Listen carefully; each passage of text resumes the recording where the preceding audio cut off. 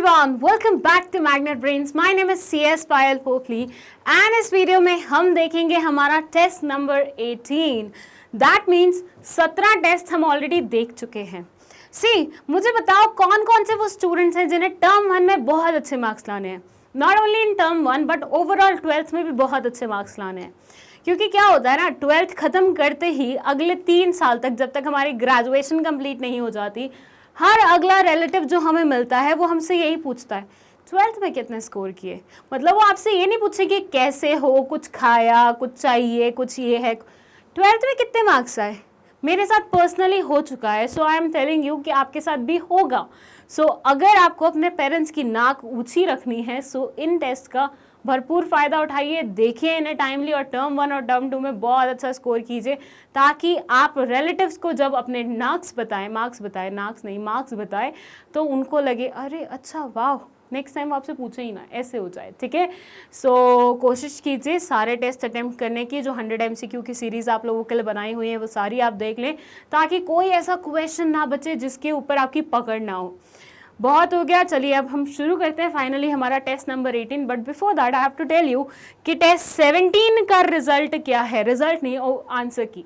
Result तो बाद में पता चलेगा किसको मिल रहा है स्टूडेंट ऑफ द मंथ का अवार्ड, बट आंसर की कुछ इस तरह से है 17th टेस्ट की. देख लीजिए, चाहिए तो स्क्रीनशॉट लीजिए और बाद में चेक करके बताइए मुझे कि आउट ऑफ 20 आपको कितने मार्क्स मिले पिछले टेस्ट में, या फिर आप पॉज भी कर सकते हैं वीडियो को चेक करने के लिए अपने आंसर्स को. चलिए, आई होप आप कर चुके हैं अपने आंसर चेक. अब चलते हैं हमारे टेस्ट 18 के फर्स्ट क्वेश्चन पे.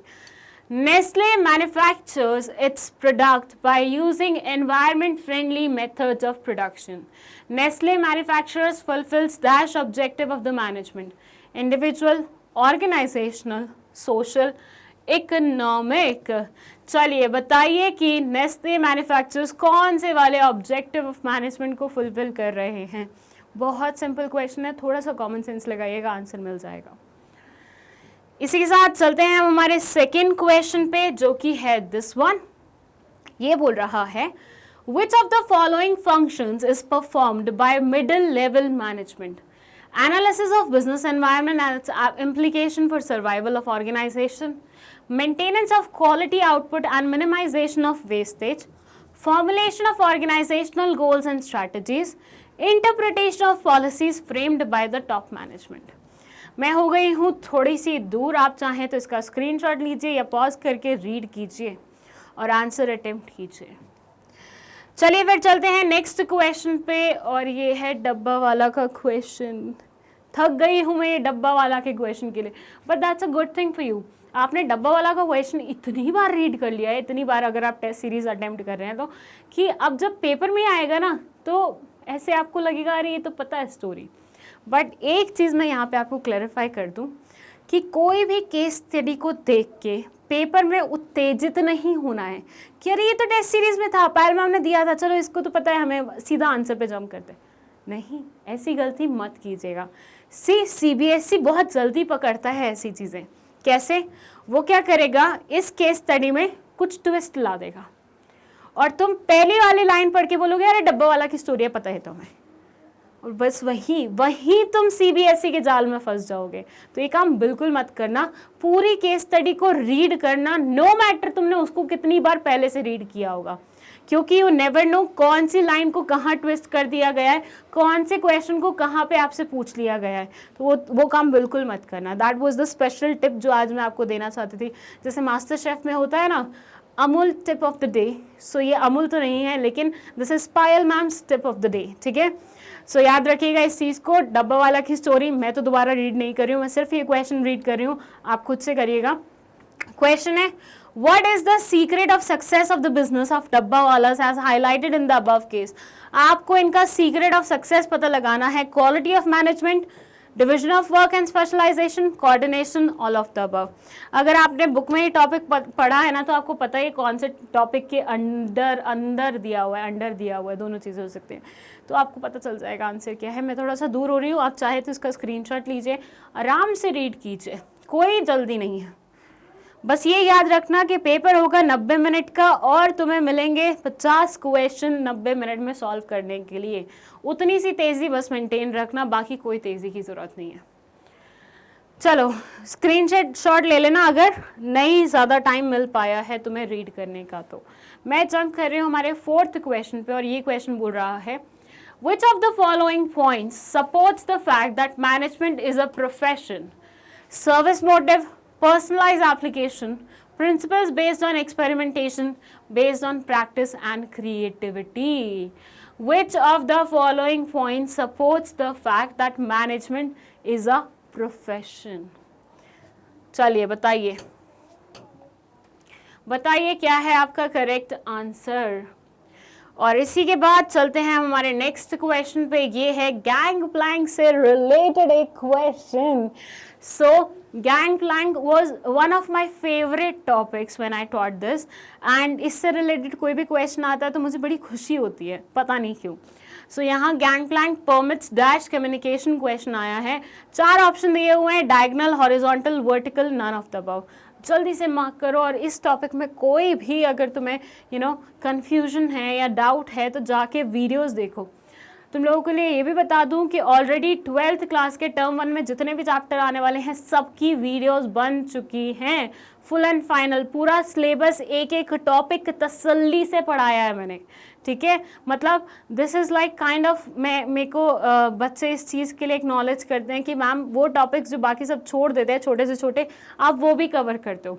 हाँ, might be it's irritating at some point कि अरे यार क्या है, इसको तो छोड़ सकते थे, बट क्या होता है ना, कभी कभी कोई टॉपिक की एक्सप्लेनेशन हमें कहीं पे भी नहीं मिलती, और वो चीज़ मैंने फील की है। Like when I used to study, या मैं अभी भी जैसे I am doing my LLM, तो कुछ टॉपिक होते हैं लॉ से रिलेटेड या किसी भी चीज़ से रिलेटेड जिसका मुझे लगता है चलो यार यूट्यूब पे देख लेते हैं, किसी ने तो बनाए होंगे, गूगल पे देख लेते हैं, कुछ अच्छी एक्सप्लेनेशन होंगी, कहीं कुछ स्टफ नहीं मिलता। और उस टाइम पे ऐसे हैंडीकैप फील होता है ना कि किसके पास जाए अपने डाउट्स लेके। चलो तुम लोगों के पास एक चीज़ है कि यू आर इन स्कूल तो यू हैव टीचर्स, बट हम तो जैसे प्राइवेट कॉलेजेस में हैं तो हमारे पास आज सच कोई टीचर्स नहीं हैं। सो हमें बहुत दिक्कत होती है ऐसी चीज़ों में। सो ये चीज़ को ध्यान में रखते हुए मैंने हर एक टॉपिक को कवर किया है, नो मैटर वो इम्पॉर्टेंट था या नहीं था, बट उसका फ़ायदा तभी होगा जब आप वो वीडियोस देखेंगे, अपने डाउट्स क्लियर करेंगे, अपने सारे टॉपिक्स पे पकड़ बनाएंगे। और ये सब आप सिर्फ 12th क्लास पास करने के लिए नहीं कर रहे हो, बल्कि अपने फ्यूचर को ब्राइट बनाने के लिए कर रहे हो, ठीक है। चलिए 5th क्वेश्चन खत्म हो गया, ज्ञान भी खत्म हो गया। 6th क्वेश्चन पे चलते हैं। 6th क्वेश्चन बोलता है frequent transfer and turnover of employees lead to violation of dash, principle of esprit de corps, principle of discipline, principle of initiative, principle of stability of personnel. Frequent transfers and turnover of employees, again reminding you, थोड़ी सी vocab अपनी strong करके जाना। आपको अगर नहीं पता होगा टर्नओवर का क्या मतलब होता है तो आपसे आंसर नहीं बन पाएगा, पूरा आंसर इस पर डिपेंड करता है। सो ऐसे बेसिक जो बिजनेस स्टडीज में कॉन्सेप्ट्स यूज होती हैं, वर्ड्स यूज होते हैं, उन सब के मतलब देख के जाइएगा पेपर अटेम्प्ट करने से पहले। ये चीज़ सब्जेक्टिव में आपको इतनी फील नहीं होगी, लेकिन ऑब्जेक्टिव पेपर MCQ पेपर्स में ये चीज़ें ज़्यादा फील होती हैं, क्योंकि पूरा आंसर आपका एक वर्ड पे डिपेंड करता है, और वो वर्ड का मतलब अगर तुम्हें नहीं पता होगा तो तुम गए। मेरे साथ एक इंस्टेंस हुआ था, I was in 6th class और एक इंग्लिश पैसेजेस आते थे, ये केस स्टडीज और more like English passages only. तो पैसेज पूछा हुआ था, नाइटिंगेल के बारे में था, ठीक है, और उसमें लता मंगेशकर जी का नाम यूज़ किया हुआ था। तो देयर वाज दिस क्वेश्चन कि who is called the Nightingale of India. मुझे उस टाइम पे पता ही नहीं था इस वर्ड का मतलब क्या होता है, तो मैं वो क्वेश्चन अटेम्प्ट नहीं कर पाई, जिसकी वजह से मुझे उस बार उस क्लास में 2nd पोजीशन मिली थी instead of 1st one, and I still regretted. मेरे दिल पे ऐसे मतलब वो होता है ना, कुछ रह गया है, कुछ बोझ रह गया है, वैसा काइंड ऑफ होता है। और जिस बंदी को 1st पोजीशन मिली थी, आई स्टिल हेट हर। नहीं मतलब she is my friend, but still I hate her in this way कि why she got 1st position just because she was knowing the meaning of that thing. तो वो cab, अपनी basic वो cab बहुत strong रखना। मैं ये नहीं बोल रही कि हाई फाई बनना है, लंदन वालों से बात करनी है, नहीं। अपन को सिर्फ जो वर्ड्स जिनके बेसिस पे क्वेश्चन पूछे जा सकते हैं, कीवर्ड्स जिन्हें हम बोलते हैं, उनके बारे में पता होना चाहिए, ठीक है। This was the 2nd tip by Payal ma'am. Like हमने क्या नाम रखा था, second special tip of the day by Payal ma'am. Yes, चलिए. सेवेंथ क्वेश्चन असर्शन रीजनिंग वाला है. ये बोल रहा है according to Taylor there should be an almost equal division of work and responsibility between workers and management. और reason दे रहा है the principle of harmony not discord says that there should be complete harmony between management and workers. मतलब 4 option जो लिखे हुए हैं वो ये हैं कि ए और आर दोनों सही हैं. R is the correct explanation of ए.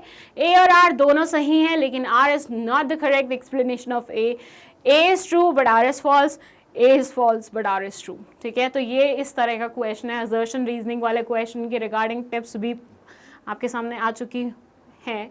सो उस वीडियो को भी देख लीजिएगा अगर असर्शन रीजनिंग में आपको तकलीफ जाती है सॉल्व करने में. तो चलिए इसी बात पर चलते हैं नेक्स्ट क्वेश्चन पे. That is question number 8. It says foreign investment promotion board was set up to promote and channelize dash investment in India. Domestic, foreign, both A and B, none of the above. जब हम FDI, FII के बारे में बात करते हैं that time we talked about FIPB board also. So you have to answer this question कि किस चीज़ की इन्वेस्टमेंट के बारे में बात करते हैं इंडिया में. इसी के साथ चलते हैं हम हमारे नेक्स्ट क्वेश्चन पे जो कि है question number 9 and it says India opened up its economy to the outside world in 1991 to encourage foreign capital in the Indian industry through LPG. To promote the initiative, the Prime Minister Narendra Modi attracted various foreign investing partners to produce and sell the goods in India under its Make in India initiative. The foreign companies like iPhone installed manufacturing unit in India. Identify the dimension of business environment associated in the above case: technological, social, legal, economic. Excuse me. चलिए पता लगाइए क्या है इस question का answer. थोड़ा सा side हो रही हूँ मैं ताकि आप आंसर मतलब क्वेश्चन को अच्छे से रीड कर सकें. और इसी के साथ चलते हैं हम हमारे नेक्स्ट क्वेश्चन पे. दैट इज क्वेश्चन नंबर 10 और ये बोल रहा है the business environment consist of numerous interrelated and dynamic forces. Because of this it may be difficult to know the extent of the relative impact of social, economic, political and technological or legal factors on change in the demand of product in the market. The feature of business environment being discussed in the above para is dash: totality of external forces, relativity, interrelatedness, complexity. बताइए क्या होगा correct answer इस question का. और इसी के साथ चलते हैं हम हमारे नेक्स्ट क्वेश्चन पे जो कि है क्वेश्चन नंबर 11. आई नो मैं ज़्यादा समय नहीं दे रही हूँ आपको बट पेपर में इससे ज़्यादा समय मिलेगा भी नहीं. सो अपने आप को ट्रेन कीजिए जल्दी जल्दी जल्दी क्वेश्चन करने के लिए, है ना. Which of the following is not a step in the process of planning? Making assumptions about the future, evaluating different proposals in light of objectives to be achieved, allocation of jobs, total members of each, allocation of jobs to members of each department, seeing whether activities are performed as per schedule or not. आपको बताना है इनमें से कौन से वाली planning process की step नहीं है. बहुत सिंपल क्वेश्चन है. और स्टेप से देखो एक और क्वेश्चन आ गया. कितनी बार बोलूँ ये चीज़ मैं, प्लानिंग प्रोसेस रट के जाना मतलब ऐसे घोल के पी लेना क्योंकि वहाँ से हमेशा हर टेस्ट में एक क्वेश्चन आया है. This is like probability high वाला क्वेश्चन है, टॉपिक है, सॉरी. चलिए नेक्स्ट हम पढ़ते हैं, मतलब नेक्स्ट हम देखते हैं हमारा 12th क्वेश्चन और ये बोल रहा है to see whether plans are being implemented and activities are performed according to schedule is known as dash: objectives, planning, follow-up action, premises. To see whether plans are being implemented and activities are performed according to schedule is known as dash: objectives, planning, follow-up actions, premises. बताइए what will be the correct answer. चलिए इसी बात पे चले next question पे. That is question number 13 और ये बोल रहा है identifying alternative courses of action is a step in organising process. Okay, identifying alternative actions, courses of action is a step in organizing process. Again, organizing process से भी एक question पूछ लिया गया है. ऑन एंड ऑफ ये भी इसके भी स्टेप्स पूछ लिए जाते हैं. पहले आपको बताना है ट्रू है, फॉल्स है, पार्शली ट्रू है या कांट से. ये कांट से ना, ये आप लोगों को वो होता है ना, जाल बिछाया है, वही वाली चीज़ है. इसमें कभी मत फंसना. ज़्यादातर क्वेश्चन का कभी कांट से नहीं होता. कांट से का क्या मतलब है कि can't say we don't have interest in this. नहीं, आपको बताना पड़ेगा वेदर इट्स ट्रू और फॉल्स और पार्शली ट्रू. सो इस ऑप्शन को कोशिश कीजिएगा इससे दूर ही रहने की, ठीक है. क्योंकि आप सीन बच्चों को लगता है अरे इजी चॉइस है, can't say. Okay, leave it. ये नहीं होगा, ये पेपर है तुम्हारा, ठीक है. चलो 14th क्वेश्चन है. Dash is the process by which the manager brings order out of chaos, removes conflict among people over work or responsibility sharing and creates an environment suitable for teamwork, planning, organizing, staffing, controlling. Wow, what a simple question. जल्दी बताइए क्या होगा इसका answer. सारे questions के answer मुझे comment section में चाहिए, वो भी सिर्फ एक ही कमेंट में. अलग अलग कमेंट मत कीजिएगा, मैं बहरा जाऊंगी अगर अलग अलग कमेंट किया तुमने हर एक क्वेश्चन का, ठीक है. चलो इसी के साथ next question, question number 15 and it says Ravi runs a locks manufacturing factory. He manufactures locks used in houses. He wants to expand his business. For this, he wants to enter into manufacturing of locks for cars and motorcycles. Which type of organization structure will be chosen for his factory and why? And why का तो answer हम नहीं कर सकते, ये तो subjective में चला जाएगा. But you have to tell कि इसको कौन से वाला ऑर्गेनाइजेशन स्ट्रक्चर सेलेक्ट करना चाहिए. फंक्शनल, डिविजनल, फॉर्मल, इनफॉर्मल, बताइए. कुछ नहीं है. जो ये स्ट्रक्चर्स थे इनको याद करो, इनका मतलब याद करो और फिर अप्लाई करके देखो कि रवि जो कर रहा है क्या वहाँ पे कुछ अप्लाई हो रहा है, नहीं हो रहा, जान दो. हो रहा है तो वो वाला ऑप्शन सेलेक्ट करो and tell me the answer, ठीक है. चलो 16th क्वेश्चन पे चलते हैं. 16th क्वेश्चन थोड़ा सा लेंदी क्वेश्चन है. It says Infocom has diversified itself into several product lines: telecommunications, engineering, financial services. Each subsidiary is self-sufficient with their own administrative functions, propagating the belief that people can assume the responsibility for the effective implementation of their decisions and should be given autonomy. This has reduced the need for direct supervision by superiors, has promoted flexibility, initiative, and faster decision making. The orders of customers are never delayed as a result of good policy decisions of top management. The philosophy of the top management awards greater autonomy to the lower levels of management. This has reduced the need for direct supervision by superiors, has promoted flexibility, initiative and faster decision making. Okay, so आपने ऊपर case study पढ़ी, वहाँ से एक line इन्होंने उठाई ये वाली, और इसके बेसिस पे you have to tell this question का आंसर. क्वेश्चन क्या है? Identify the point of importance of philosophy of the top management as highlighted above. Develops initiative among subordinates, develop managerial talent for the future, relief to the top management, better control. चलिए, हो रही हूँ मैं दूर, मतलब side. आप चाहे तो इसके स्क्रीनशॉट लीजिए या आप चाहे तो इसको पॉज करके आराम से रीड कीजिए. एंड अब हम चलते हैं हमारे नेक्स्ट क्वेश्चन पे, दैट इज क्वेश्चन नंबर 17. ये बोल रहा है dash refers to the offer of sale in return of payment in easy instalments without any interest charges thereon. Full finance at 0%, sampling, usable benefits, quantity, gift. चलिए बताइए क्या है ऊपर वाले क्वेश्चन का correct answer. That's a simple question और MCQ series में हमने इसे देखा भी था, इसके तरह का एक क्वेश्चन. फिर चले हम नेक्स्ट क्वेश्चन पे. बारी आती है हमारे 18वें क्वेश्चन की. ABC crackers limited, a fire cracker manufacturing company, launched some new products on the eve of Diwali in the market, which attracted many buyers. To meet the increased demand, the company employed people to promote the products to each distributor from the nearby villages. As the products were great demand in the market, a competitor, A to Z Crackers Limited, imitated the products. The products of the competitor were not accepted by the consumer due to inferior quality, lack of relevant information, poor response from the customer support services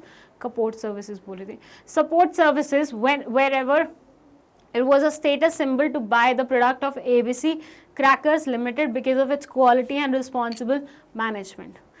अब ये case study complete हो रही है और यहाँ से एक line उठाई हुई है जिसके बेसिस पे you have to answer this question. Line क्या है?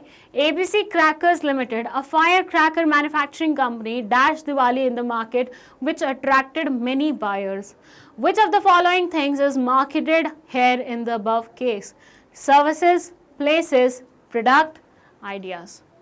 बताइए क्या है correct answer of this question. चाहिए तो पॉज कीजिए वीडियो को, चाहे तो स्क्रीनशॉट लीजिए वीडियो का, और मतलब वीडियो का नहीं, इस क्वेश्चन का, और देखिए आपका आंसर क्या हो सकता है. चले फिर नेक्स्ट क्वेश्चन पे. Okay, again a lengthy question. चलिए पढ़ते हैं. Suresh was watching television. He saw many advertisements within a span of 5 hours. He saw advertisements of 5 toothpaste selling companies. पहले तो 5 घंटे इसने टीवी कैसे देख लिया कंटिन्यूसली. चलिए, he found that every toothpaste selling company was claiming its toothpaste to be the best toothpaste recommended by dentist. सही बोल रहे हैं. कई बार तो आपने देखा होगा जो वो डेंटिस्ट बनते हैं उसमें कि मतलब वो दिखाते हैं टूथपेस्ट का क्या होता है. जनरली वो क्या करते हैं, वो ऐसे इमेजिन करवाते हैं आपको कि this is the real lab. ठीक है, ये टूथपेस्ट की टेस्टिंग हो रही है, रियल लैब है, और ये जो डॉक्टर बैठा है, डेंटिस्ट बैठा है, ये ओरिजिनल डेंटिस्ट है. और बाद में देखना वही डेंटिस्ट तुम्हें किसी सीरियल में एक्ट करता हुआ मिलेगा, किसी का ससुर सास पता नहीं क्या बना होगा. तो दैट्स नॉट रियलिटी. वो आपको ठगने का काम होता है. मतलब दैट इज़ कंप्लीटली आपको वो करवाते हैं, पागल बनाते हैं. He decided to go with his friends who was a personal selling agent of an FMCG. ठीक है. After meeting him, he got assured of the best toothpaste available in the market. However, he also liked the quality of the toothpaste of his friend's company, as his friend gave him some very logical reasons for it. After returning home, Ramesh couldn't sleep as he could see his friend struggle in convincing him for half an hour and compared it with the mass reach of an advertisement. That's true. Next day, the dash was on and off from his office. He went to a mobile shop and decided to purchase a mobile worth ₹40,000. The company offered him a scheme in which he could purchase the mobile in interest-free 10 installments of $4,000 to be paid every month. However, when he was asked to fill a form, a file charge of $2,000 was to be taken from him. He purchased the phone because of the good quality of the phone and the continuous efforts of the salesman in the mobile shop. Which quality of good salesman do you think his friend possessed? Technical quality, psychological quality, physical quality, capacity to inspire trust. चलिए, अलग किस्म की case study है. अभी तक किसी test में ये केस स्टडी नहीं आई थी, फर्स्ट टाइम आ रही है. देख लो इसको ध्यान से, आराम से पढ़ो. और अगर तुम्हें इसके फॉन्ट्स छोटे लग रहे हैं, let us know in the comment section, ताकि हम नेक्स्ट ये स्टडी में अगर हो पाए तो फॉन्ट्स मतलब बड़े करें. बस पढ़ने में तुम्हें कोई दिक्कत नहीं जानी चाहिए. बाकी पूरा क्वेश्चन तुम्हारे सामने है. पॉज करो, आराम से रीड करो, चाहे तो स्क्रीनशॉट ले लो. और इसी के साथ चलते हैं हम इस टेस्ट के लास्ट क्वेश्चन पे. Oh thank God, I was like इतनी बड़ी केस स्टडी फिर से पढ़नी पड़ेगी, बट नहीं, सुरेश वाली केस स्टडी है. मतलब 19th में जो केस स्टडी आई थी, ये सुरेश वाली टूथपेस्ट वाली, वही सेम केस स्टडी है. मैं रीड नहीं करूँगी, बस क्वेश्चन पढ़ दूँगी. Which limitation of personal selling did Suresh find in comparison to advertisement? Which limitation of personal selling? You have to tell personal selling का negative point, a disadvantage जो सुरेश को लगा in comparison to advertisement. To reach only a limited number of people, enhancing customer satisfaction and confidence, mass reach, inflexibility. बहुत simple है, बहुत simple है. मतलब ऐसा देखो, केस स्टडी कितनी भी बड़ी हो, क्वेश्चन सिंपल ही आते हैं. तो इसको थोड़ा सा मतलब टाइम टेकिंग अगर ये होता है तो बस उसी पे टाइम लगता है, अदरवाइज क्वेश्चन पे इतना टाइम नहीं लगता सोच विचार में। जल्दी से देख लो, स्क्रीनशॉट ले लो, पॉज करके पढ़ लो, कोई भी डाउट जाए कमेंट सेक्शन में लिख देना, क्वेश्चन मेंशन करते हुए कि इस क्वेश्चन में डाउट गया है, ठीक है। और इसी के साथ हम खत्म करते हैं हमारा टेस्ट नंबर 18। आई होप ये टेस्ट आपसे बन गया होगा, इसके क्वेश्चन आपको सिंपल लगे होंगे, नहीं लगे तो दैट्स गुड, दैट मीन्स आपकी परफॉर्मेंस इंप्रूव करने का अभी चांस है, अभी आपको और कॉन्सेप्ट क्लैरिटी के लिए जाना है। हर एक टेस्ट के लिए रिवीजन लगा के आया करो ताकि हर एक टेस्ट बहुत तसल्ली से आराम से बन जाए। वैसे भी 6 चैप्टर्स हैं टर्म 1 में, कोई ज़्यादा तो है नहीं, फटाफट फटाफट फटाफट देख के एनसीईआरटी को आ जाओ, दैट्स इट। चलो फिर मिलते हैं एक नए टेस्ट में। अगर आंसर्स ढूंढ रहे हो तो वो अगले टेस्ट में ही मिलेंगे। हर टेस्ट के आंसर्स हम नेक्स्ट टेस्ट की इनिशियल टाइम में दिखाते हैं, इनिशियल उसमें दिखाते हैं। तो अगर इस टेस्ट का आंसर चाहिए तो नेक्स्ट टेस्ट में आ जाइएगा, जो कि 6 बजे मंडे टू सैटरडे कंटिन्यूसली चलता है, बस संडे को आपको ऑफ मिलता है। सो मिलते हैं फिर नेक्स्ट टेस्ट में, दैट्स इट। 3 बार बोल दिया मैंने ये, चलो एनीवेज कोई बात नहीं, चलते हैं। Okay, goodbye, thank you so much for watching this video.